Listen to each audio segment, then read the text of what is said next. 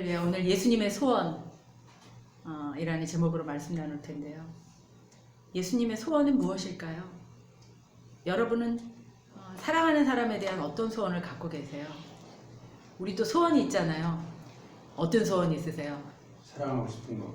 내 인생의 건강에 대한 소원도 있고, 또 어떤 관계에 대한 소원도 있을 수 있고, 또 돈을 많이 벌고 싶은, 성공하고 싶은 그런 소원도 있을 수 있고요.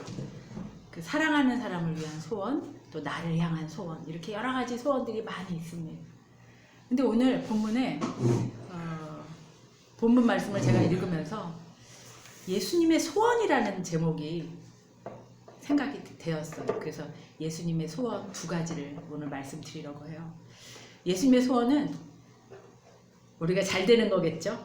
첫 번째는 뭐냐면 우리가 거룩해지는 거예요. 두 번째는 예수님이 우리와 함께 하고 싶어 하는 거예요. 그게 두 가지 예수님의 소원이십니다. 그런 그 두 가지 소원들을 어떻게 구체적으로 논리적으로 예수님께서 우리에게 말씀해 주시는지, 그 소원이 과연 우리에게 왜 필요한지 이런 것들을 한번 나눠보려고 합니다. 첫 번째 소원, 예수님의 첫 번째 소원, 우리를 향한 첫 번째 소원. 오늘의 이 본문 말씀은 예수님이 돌아가시기 전에 하나님께 기도하는 장면이에요. 하나님 앞에 자기의 소원으로 기도하는 장면이에요. 근데 예수님은 기도할 때 누구를 위해 기도했냐?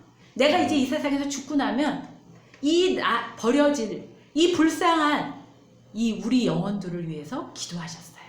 그래서 두 가지 기도를 하셨는데 뭐냐면 거룩하게 해달라는 거예요. 우리 17장 15절부터 19절까지 큰 소리로 한 목소리를 읽겠습니다. 시작.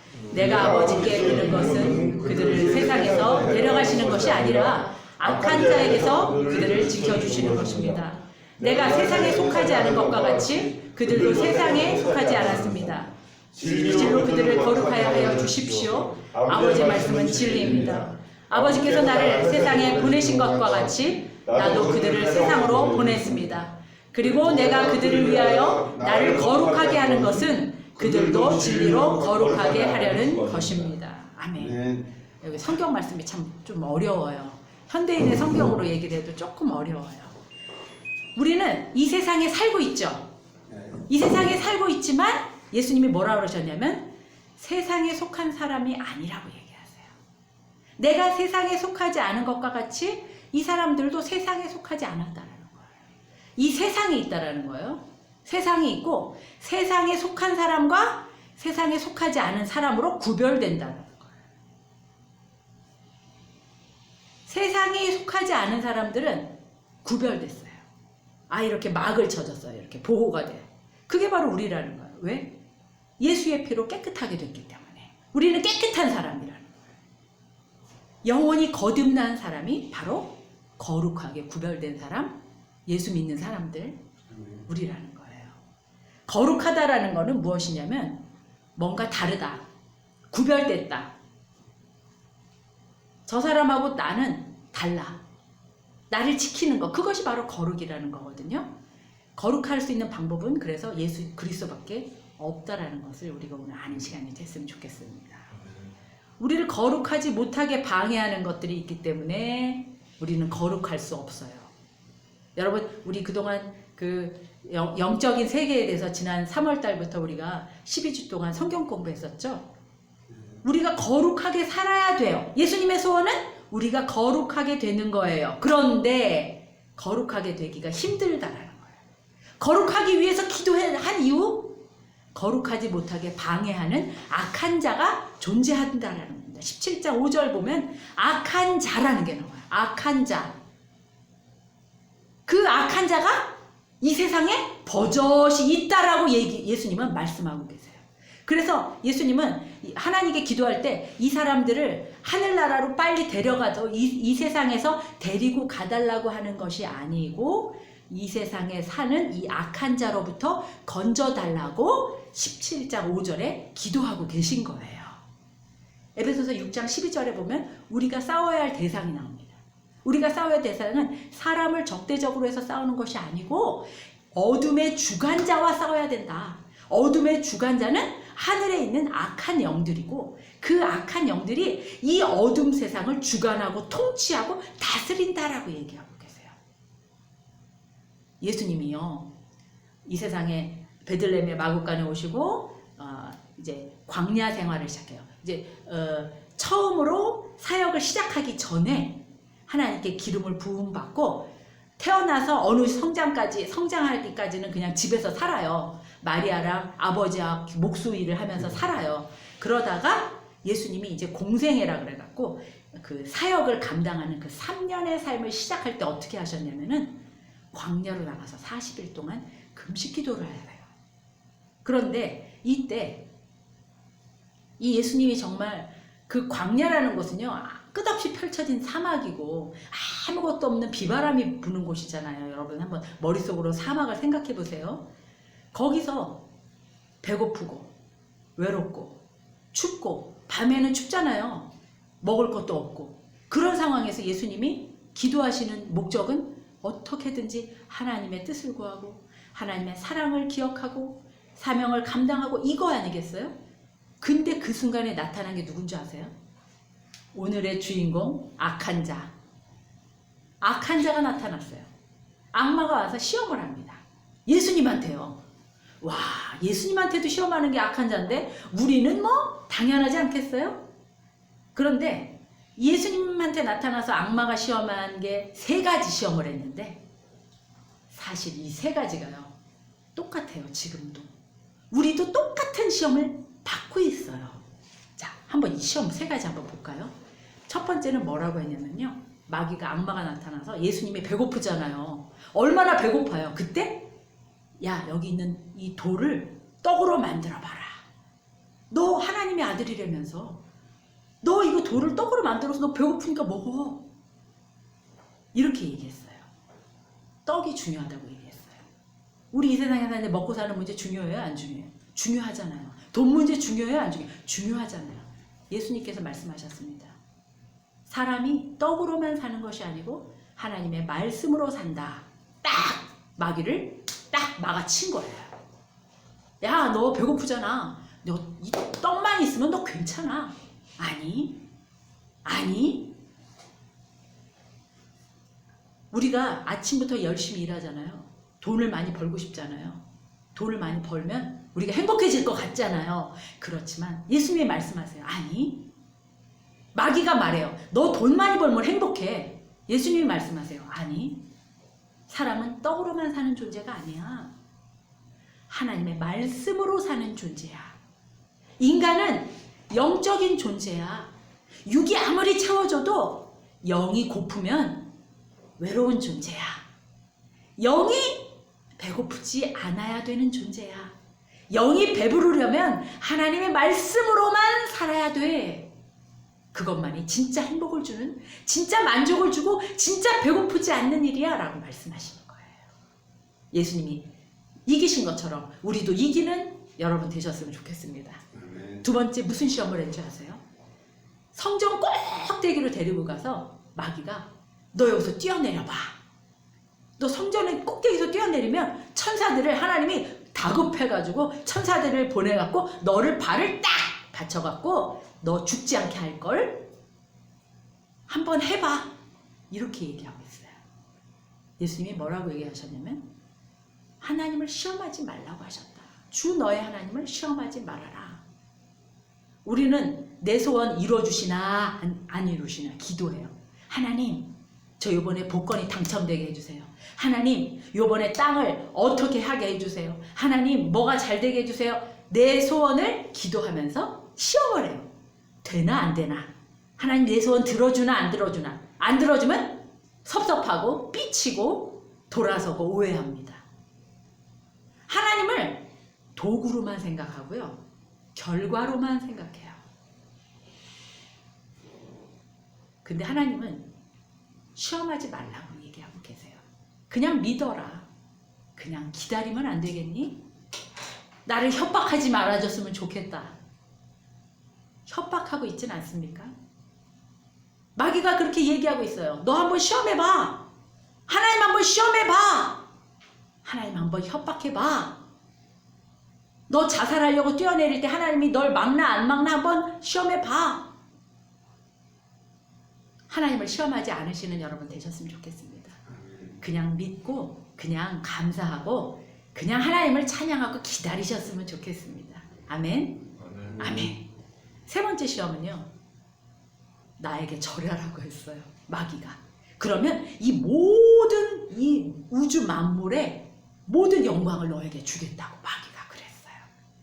나에게 절하면 모든 영광을 주겠다. 인기 얻고 싶잖아요. 인정받고 싶고 우리 인간은요. 사랑받고 싶고 인정받고 싶고 박수받고 싶어요. 1등에서요. 최고 영광을 누리고 싶어요. 특히 이제 애착이 불안정한 사람들. 저도 불안정한 애착을 갖고 있거든요. 이 불안정한 애착을 갖고 있는 사람들은 더욱 인정의 욕구가 커요. 착한 컴플렉스가 걸려갖고요. 항상 착한 일만 하고 싶어요. 거절을 잘 못해요. 그런데요. 마귀가 이걸 준다고 하는 거예요. 너 나한테 절 한 번만 해. 그럼 내가 너 인기 짱 최고로 사람들이 널 좋아하게 만들어줄게. 모든 사람들이 너를 좋아하게 만들어줄게. 너 1등하게 만들어줄게. 너 명예를 주고 너 대통령으로 뽑아주고 너 국회의원으로 뽑아주고 너에게 박수 받는 자리에 우뚝 높이 앉혀줄게. 근데 하나님이 뭐라고 얘기하시냐? 주 너의 하나님만 경배하고 섬겨라. 모든 영광은 하나님 한 분 외에는 받을 사람이 없다. 모든 영광은 하나님께만 돌려라. 우리의 모든 찬양을 받으시기에 합당하신 그분께만 영광을 돌리는 존재라는 거예요. 우리 인간은요. 하나님 앞에 이 질서를 회복해야 합니다. 지금도 이렇게 예수님에게 마귀가 시험한 것처럼 우리에게 시험하지만 이 시험을 우리가 다 통과하기를 간절히 바랍니다. 이 시험을 통과하는 여러분 되시기를 간절히 바랍니다. 여러분의 소원은 무엇이에요?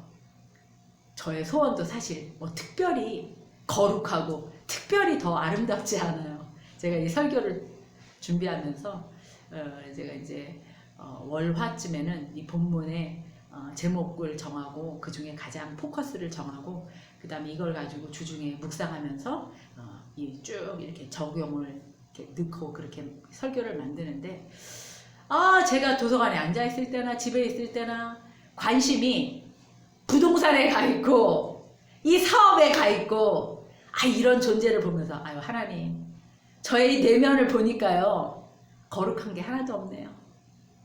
솔직하게 잘난 게 하나도 없고 특별하지 않네요. 하나님. 미래에 불안한 거. 내년에 저희가 이제 전세가 만기가 돼서 이사를 가야 되니까 정보를 알아야 되잖아요. 이 경제 흐름을 알아야 되잖아요. 그런데 경제 흐름을 아는 게 중요한 게 아니고 성령의 흐름을 알아야 되는 거예요. 하나님이 나를 어떻게 이끄시는지 그걸 알아야 되는 거를 자꾸 놓치게 되더라고요. 베드로전서 5장 8절에 보면 뭐라고 그러냐면 정신을 차리고 깨어 있으십시오. 전희정한테 말하는 거야.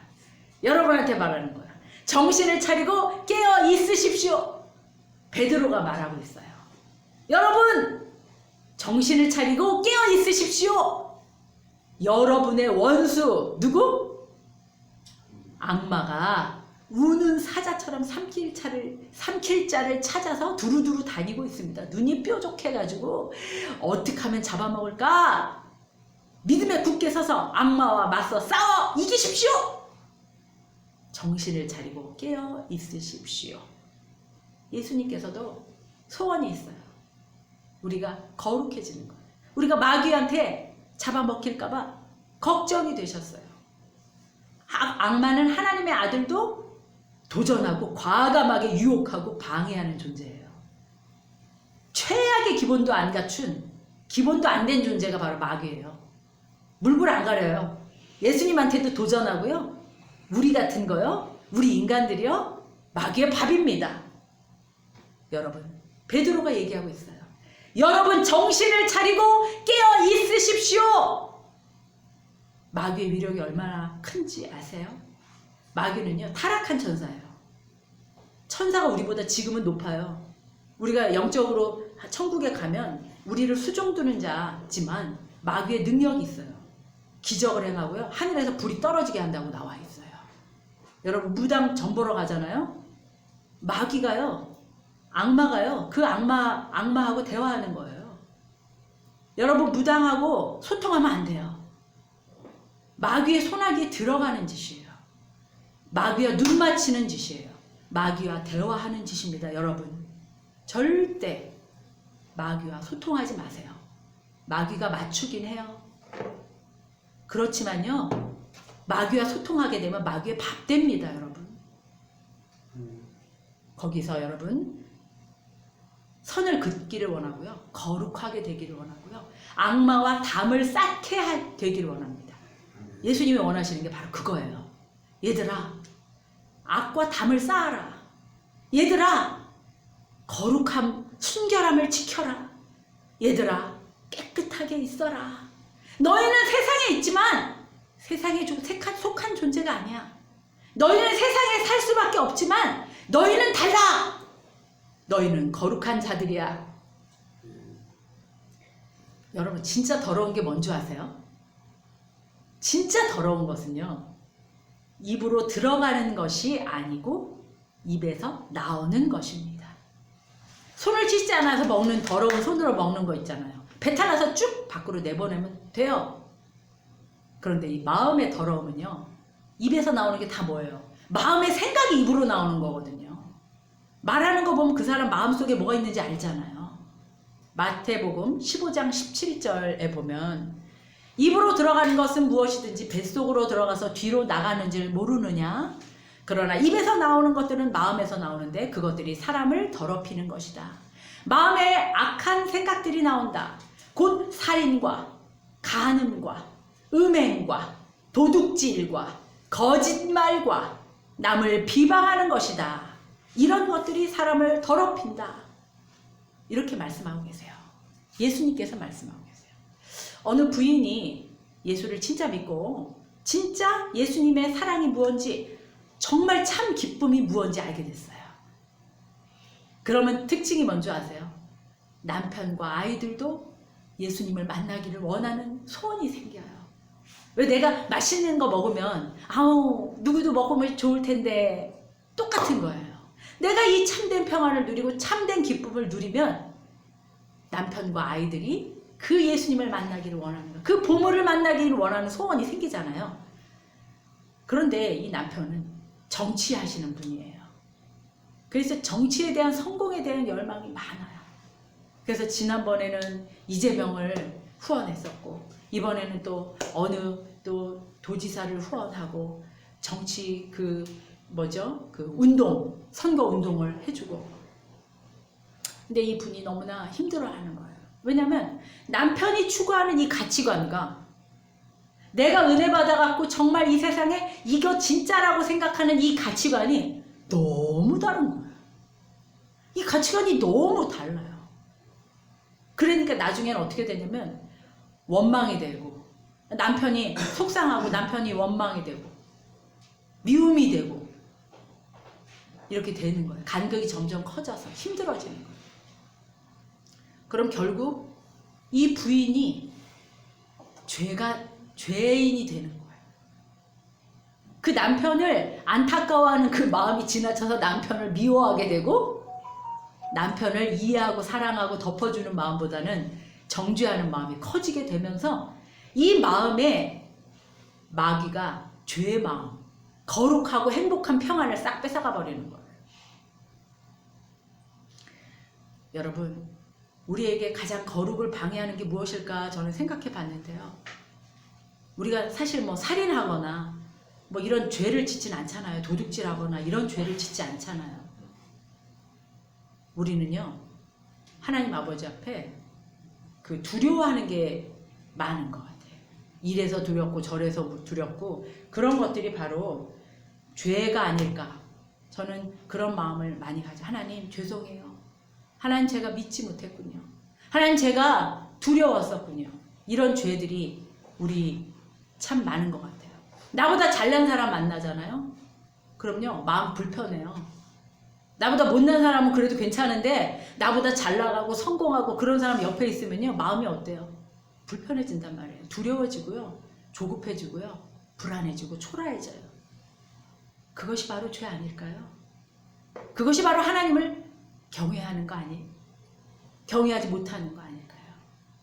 그것이 바로 거룩하지 못하게 되는 거 아닐까요? 그것이 바로 악마가 주는, 우리에게 주는 평안을 뺏는 악마의 유혹이 아닐까요? 물가가 치솟습니다. 경제가 불황이라고 얘기합니다. 41년 만에 경제 공황이 온다고 얘기합니다. IMF 지난번에 겪었던 일들 같은 일이 올 것이라는 그런 말들도 있습니다. 이런 불안감, 불안한 세상 속에서 우리가 하나님 앞에 거룩하게 지키는 자들은요, 안정감을 얻습니다. 하나님 우리에게 얘기하세요. 악에게 지지 말고 선으로 악을 이겨라. 이것이 거룩이에요. 주님은 우리가 연약한 걸 아세요. 그래서 우리가 약한 걸 아시기 때문에 하나님 앞에 기도하고 계신 거예요. 예수님의 간절한 소원, 우리가 거룩해지는 것. 여러분 자신 있으신가요? 네. 하나님 앞에 거룩한 자, 깨끗한 자, 하나님을 온전히 신뢰하는 자, 세상과 구별된 자, 그런 자로 굳건하게 서시길 바랍니다. 넘어지지 마시고요, 끝까지 하나님 믿고 가시는 여러분 되길 바랍니다. 두 번째 소원은 무엇이었죠? 예수님과 하나 되는 거예요. 자, 요한복음 14장 20절에, 아니 여기는 찾지 마세요. 그날에 너희는 내가 아버지 안에 있고 너희가 내 안에 있고 내가 너희 안에 있음을 알게 될 것이다. 이 연합한다라는 게요, 참 정말 특이한 방법으로 특징을 설명하고 계세요. 예수님께서요. 내가 너 하나 있고 싶어. 조그만 아기가 있어요. 걔를 꼭 안아주면서 나는 너와 하나야. 엄마가 너를 어디 가든지 너를 사랑해주고 아껴주고 돌봐줄게. 너는 내 안에 있어. 이런 관계를 뭐라고 얘기하시냐면 삼중 겹겹이 구조로 우리를 연합이라고 얘기하세요. 삼중으로 세 겹으로 에워싸고 계시는 연합을 말씀하고 계세요. 그러니까 하나님과 우리가 하나가 되길 원하시잖아요. 우리가 하나님 안에 있기를 원하고 또 예수님이 하나님 안에 있기를 원하고 우리도 우리가 예수님 안에, 예수님이 하나님 안에 있기를 원하는 거예요. 우리는 예수님 품 안에 있고 싶잖아요. 예수님은 하나님 품 안에 계신다는 거예요. 자, 오늘 그 하나님이 예수님과 연합한 것처럼 우리도 하나님과 연합되길 원하는 그 예수님의 두 번째 소원 한번 잘 읽어볼게요. 좀 어려워요. 17장 21절부터 23절까지 꼼꼼하게 읽어보겠습니다. 시작! 아버지께서 내 안에 계시고 내가 아버지 안에 있는 것과 같이 그들도 하나가 되어서 우리 안에 있게 하여 주십시오. 그래서 아버지께서 나를 보내셨다는 것을 세상이 믿게 하여 주십시오. 나는 아버지께서 내게 주신 영광을 그들에게 주었습니다. 그것은 우리가 하나인 것과 같이 그들도 하나가 되게 하려는 것입니다. 내가 그들 안에 있고 아버지께서 내 안에 계신 것은 그들이 완전히 하나가 되게 하려는 것입니다. 그것은 또 아버지께서 나를 보내셨다는 것과 아버지께서 나를 사랑하신 것과 같이 그들도 사랑하셨다는 것을 세상이 알게 하려는 것입니다. 아멘. 복잡하지요? 이해가 되시나요? 자, 제가 설명할 테니까 들어보세요. 우리가 바깥에 삼중 구조로 하나님과 예수님이 있고 우리 안에 삼중 구조로 하나님과 예수님이 있다라는 거예요. 이렇게 생각하시면 되세요. 그래서 우리 안과 우리 속 안과 우리 밖에 하나님으로 연합이 되어 있기를 원하시는 거예요. 잘 보세요. 우리가 기도할 때 하나님 품 안에 우리가 있기를 원합니다. 예수님 품 안에 있기를 원합니다. 이렇게 기도하죠. 그러면 예수님은 어떻게 생각하시냐면 하나님, 제가 아버지 안에 있기를 원합니다. 이렇게 기도하시는 거예요. 그러니까 결국 우리는 예수님 안에 있고 결국 우리는 하나님 안에 있다는 거예요. 이해가 되시죠? 이해가 되시죠? 자, 그럼 이번에는 지금 읽은 말씀 우리 안에 거한다라는 거예요. 우리 안에 예수님이 있기를 원하세요. 하나님, 제 안에서 역사하여 주시옵소서. 제 안에 임재하여 주시옵소서. 우리가 이렇게 기도하잖아요. 성령님 하나님이 우리 안에 임재하시기를 원하시잖아요. 하나님, 예수님께서는 예수님 안에 아버지가 있으셨어요. 하나님, 제 안에 있으신 아버지께서 그 17장 21절 첫 번째 뭐라고 했죠? 아버지께서 내 안에 계시고라고 말씀하셨죠. 예수님 안에 누가 계시냐면 하나님이 계세요. 네. 그렇고 예수님께서 또 뭐라고 얘기하시냐면 너희 안에 내가 있기를 원한다. 문 밖에 두드리고 있으니 누구든지 문을 여는 자는 내가 그 안에 들어가서 그로 더불어 먹고 마시리라 말씀하셨어요. 그렇기 때문에 우리 안에 예수님이 계시고 예수님 안에 누가 계세요? 하나님이 계시다라는 거예요. 그래서 이렇게 안과 밖에 우리가 하나 된 하나님과 연합을 얘기하세요. 이해가 되시겠죠? 네, 이해가 되시겠죠?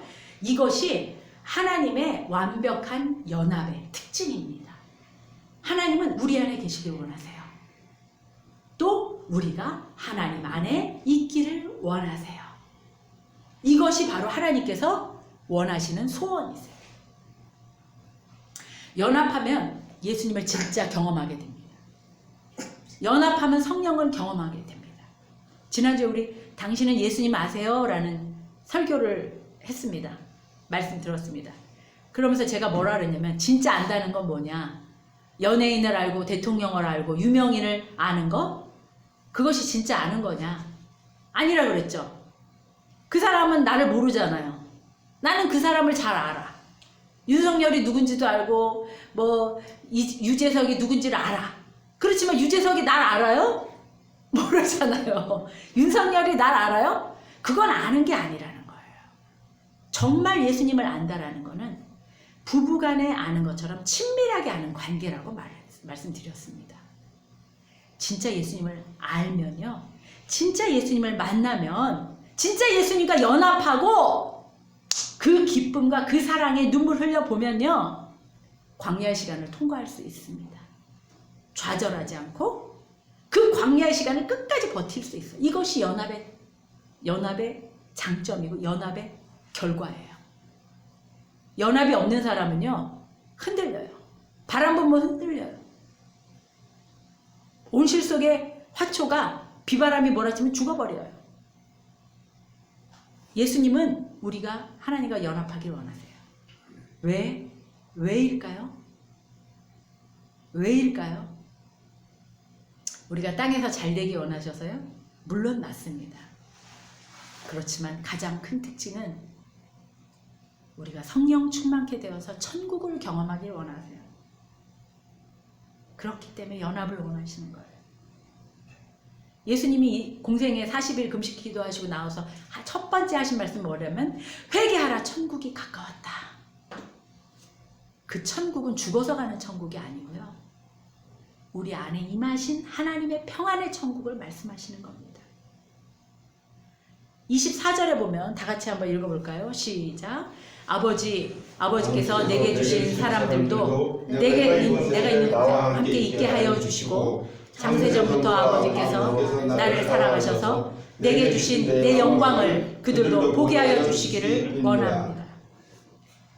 이제 우리는 천국에 가면 예수님의 그 영광을 다 볼 거예요. 그 능력을 볼 거예요. 그 천국을 볼 거예요. 그 황금길을 볼 거예요. 그런데 우리가 이 땅을 살아갈 때도 천국을 누리기 원하신다는 겁니다. 예수님의 두 가지 소원 말씀드렸어요. 첫 번째는 우리가 거룩하게 되는 거 원하신다. 거룩하게 되시길 원합니다. 아멘. 아멘. 첫 번째 소원 뭐라고요? 우리가 거룩하게 되는 것. 뭐라고요? 거룩하게 되는 것. 내가 더러운 걸 원하신다고요? 아니, 내가 거룩하게 되는 걸 원하세요. 두 번째 소원 뭐라고요? 하나님의 임재, 하나님과 연합되는 걸 원하세요. 뭘 원하신다고요? 하나님과 연합, 하나님과 하나 되는 것. 그 연합은 안팎으로 있다고 말씀드렸죠. 그럼 어떻게 하면 거룩하게 연합하고 우리가 천국을 누리며 살아갈 수 있을까? 요거 마지막으로 말씀드리고 마치겠어요. 구약시대 제사 과정을 엿보면요, 이 방법을 알 수가 있어요. 구약시대 제사에 그런 말씀이 있죠. 역대하 13장 10절에 보면 무슨 일이 있냐면요, 남유다하고 북이스라엘하고 전쟁을 해요. 네, 이스라엘이 여러분 아시다시피 옛날에 솔로몬 이후에 지금 남한하고 북한하고 갈라서 38선이 있는 것처럼 이스라엘도 분열이 돼 있었어요. 그런데 남쪽 지방은 다윗의 아들이 왕이 된 정통 하나님의 백성이고, 북이스라엘은 하나님의 정통이 아니었어요. 하나님이 왕으로 세우지 않은 사람들이 데모를 해가지고 반란을 일으켜서 왕권을 잡은 나라였어요. 그런데 북이스라엘이 남한을 침범을 했어요. 전쟁이 일어난 거예요. 그런데 이 전쟁 때 남쪽의 왕 이름이 누구냐면 아비야였어요. 아비야가 이제 전쟁 때 얘기를 하는 거죠. 우리 삶은 전쟁이에요, 여러분. 여러분 전쟁이라고 생각하세요? 아침에 눈 뜨면요, 우리 태평양 바닷가에 수영복 입고 선글라스 끼고 앉아있나요, 우리? 아니죠. 머리 굴려야 되고요. 노력해야 되고요. 전쟁해야 됩니다.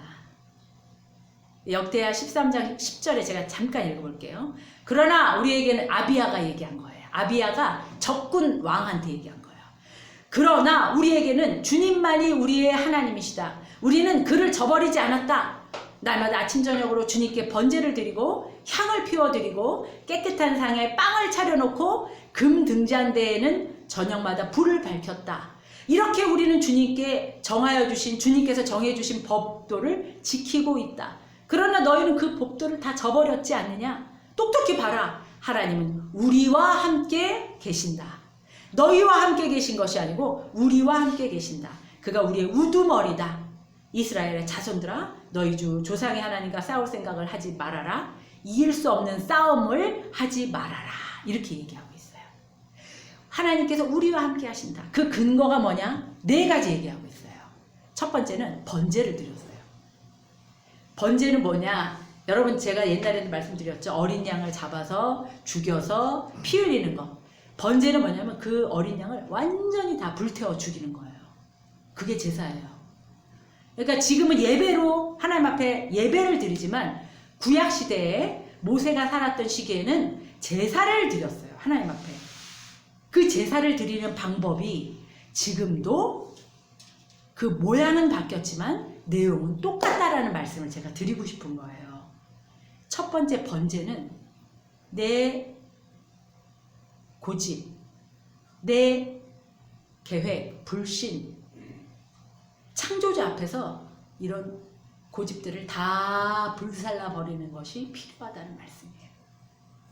이것이 하나님 앞에 거룩해지는 방법입니다. 나는 nothing, 난 아무것도 아닌 존재입니다. 하나님, 난 하나님의 은혜 없이 살 수 없는 존재입니다. 이걸 고백하는 게 바로 번제 드리는 거예요. 그것이 바로 나를 불태워서 드리는 거예요. 여러분, 이거 하실 수 있으시겠어요? 이것이 바로 거룩하게 되는 비결이고요. 우리가 하나님의 소원을 이뤄드릴 수 있는 방법 중에 첫 번째예요. 이 번제가 순간순간 우리에게 있기를 간절히 축원합니다. 두 번째는 분향이에요. 분향은 향을 살라서 드리는 건데 성도들의 기도를 금향로에 담아서 천사가 갖고 올라간다는 성경이 나와요. 우리가 이렇게 기도하잖아요. 그럼 그게 없어지는 게 아니라니까요. 우리가 좀 아까도 기도했죠. 예배 드리기 전에도 우리가 기도했죠. 그 기도가 바로 향기라는 거예요. 그 기도가 없어지지 않고 천사가 그걸 다 담아서 우리의 눈물의 기도를 담아서 하나님께 올려드립니다. 말씀대로 살았지만 말씀대로 살아도 위기 상황이 오고 내가 예배하고 기도하는 것보다 내가 말씀 붙드는 것보다 그 위기 상황이 더 커 보일 때가 있습니다. 그때 우리가 해야 될 게 있어요. 그때 해야 될 게 무엇이냐? 기도의 나팔을 힘껏 부를 거예요. 기도의 나팔을 불어 제끼는 거예요. 부르짖는 거예요. 울부짖는 거예요. 아비야가 적에게 둘러싸여 있었어요. 그때 북이스라엘은요, 땅덩어리가 컸어요. 남쪽에 몇 배예요. 80만 명이 왔었고, 남쪽의 전쟁은 40만 명. 80대 40인 전쟁이었어요. 부르짖을 때, 그때 하나님께서 시작하신 거예요. 일을 하기 시작하시는 거예요. 그 적진을 하나씩 점령해 나갈 때 우리가 강해지는 겁니다. 그것이 바로 소금 언약이라고 하거든요. 소금 언약은, 소금은 왜 옛날에는 방부제 역할을 했어요. 썩지 않는 거. 소금 언약이라는 거는 하나님과 우리가 변치 않고 우리를 버리지 않고 배반하신다는 그 언약이 바로 소금 언약이에요. 소금 언약을 우리가 다 갖기를 원하고, 소금 언약을 가진 자들이 부르짖는 거예요. 그 아비야가 적군에 둘러싸여, 적진이 어떻게 되냐면, 위에 그 북이스라엘이 아비야의 이 적군을 앞에 있으면서 뒤로 빼들려 갖고 저기 아비야 그 남유다 왕 뒤쪽에 적군을 보냈어요. 그러니까 아비야가 앞을 보니까 적군이 있고 뒤를 보니까 또 적군이 있었던 거예요. 그때 아비야가 했던 게 뭔지 아세요? 기도의 뿔나팔을 부른 거예요. 뿌! 제사장들이 나팔을 부른 거예요. 하나님! 살려주세요! 도와주세요! 주님밖에 없습니다. 앞뒤가 막혀 있습니다. 살려주세요. 이것이 바로 뿔나팔의 기도입니다. 여러분, 우리는 삶의 순간에 기도가 필요할 때가 너무 많지 않으세요? 저는 너무 많아요. 하나님 앞에 부르짖어서 기도할 때가 너무 많아요. 여러분, 이것이 하나님과 연합의 특징이에요. 하나님과 연합의 방법이고 연합의 결과입니다. 기도하는 여러분 다 되시기를 간절히 바랍니다. 세 번째는 진설병을 늘어놓았다고 하는데, 이건 뭐냐면 이제 제사상에다가 떡을 올려놓는 거예요. 네, 떡이라는 게 뭐죠, 여러분? 한번 힌트를 가져보세요. 떡이 뭘까요? 오늘날의 떡은 무엇일까요? 알아맞히시는 분? 여기 청년들 한번 머리 굴려보세요. 뭘까요? 오늘날의 떡은 말씀입니다. 말씀. 날마다 새 떡을 만들어서 올렸거든요, 제사상에. 날마다 새 말씀을 우리가 하나님 앞에 올려드렸으면 좋겠어요. 오늘 저에게 주신 말씀은 그것이었어요. 이런 진설병을 드리고 하는, 울부짖는 너의 두려움, 앞뒤 적군, 제가 오늘 요 아침에 만든 거거든요. 이 부분은 추가한 거거든요. 부르짖어라. 내가 응답하겠다. 오늘 아침에 저한테 주신 말씀이에요. 말씀을 가지고 우리가 하나님 앞에 날마다 드려지는 여러분 되시길 원합니다. 여러분 말씀을 가까이 하셨으면 참 좋겠어요. 제가 그래서 성경책을 이렇게 사다 드렸는데, 그 말씀이 나에게 말씀이에요. 성경 말씀이요, 그냥 글자가 아니고요, 활자가 아니고요, 내 귀에 들려주고 내 심령에 울려지는 말씀이에요. 그 말씀을, 진설병을, 떡을 진열해 놓으시는 제사를 드리시기 바랍니다. 네 번째는 등잔불을 밝혔다고 해요. 등잔불은 어둠을 밝히는 거죠. 옛날에 그 구약시대의 성막은요, 안이 깜깜했어요. 네. 안이 깜깜했어요. 그 안에 불을 켜야지 환하게 밝히잖아요. 우리 안에, 우리의 심령 안에 불을 밝혀야 되는, 그게 무엇이냐면 성령이라는 거예요. 성령. 성령의 불을 밝혀야 돼요. 우리의 영혼에 복음의 빛이 비춰지면 어둠이 떠나가게 되어 있습니다. 여러분, 우리가 어두워서, 우리의 눈이 어두워서 하나님의 길을 못 보는 거예요. 성령 하나님, 우리와 연합해 주셔서 우리의 눈을 밝혀 주시옵소서. 내가 봐야 할 것을 보게 하여 주시옵소서. 그것이 우리의 기도가 되기를 간절히 바라고 원합니다. 이것이 바로 예수님의 소원이세요. 예수님의 소원이세요. 너희가 거룩하게 되기를 원하고 너희가 나와 연합해서 이 땅을 천국으로 살아가기를 원한다. 예수님의 소원 두 가지 명심하시고 승리하는 일주일 되셨으면 좋겠습니다. 감사합니다. 기도하겠습니다. 거룩하신 주님, 예수님의 소원 두 가지를 오늘 말씀 묵상했습니다. 주님, 우리를 사랑하시는 것 잊지 않게 하여 주시고 우리를 구별하여서 거룩하게 하여 주시옵소서. 죄에서 떠나게 하여 주시옵소서. 하나님과 연합하기를 원합니다. 하나님의 품 안에 거하기를 원하고 성령의 능력 안에 거하기를 원하고 우리 안에 임재를 요청하여서 성령님 임재하여 주시옵소서. 우리의 마음의 금 등잔불을 밝혀 주시옵소서. 기도하는 저희들 다 되게 축복하여 주시옵소서. 번제로 주님 앞에 날마다 드려지게 하시고 나는 주님 앞에 nothing 아무것도 아닌 존재임을 고백하는 자들 다 되게 축복하여 주시옵소서. 위급할 때마다 기도의 뿔나팔을 부는 자들이 다 되게 축복하여 주시옵소서. 예수님의 이름으로 기도드렸습니다. 아멘. 기도하시겠습니다.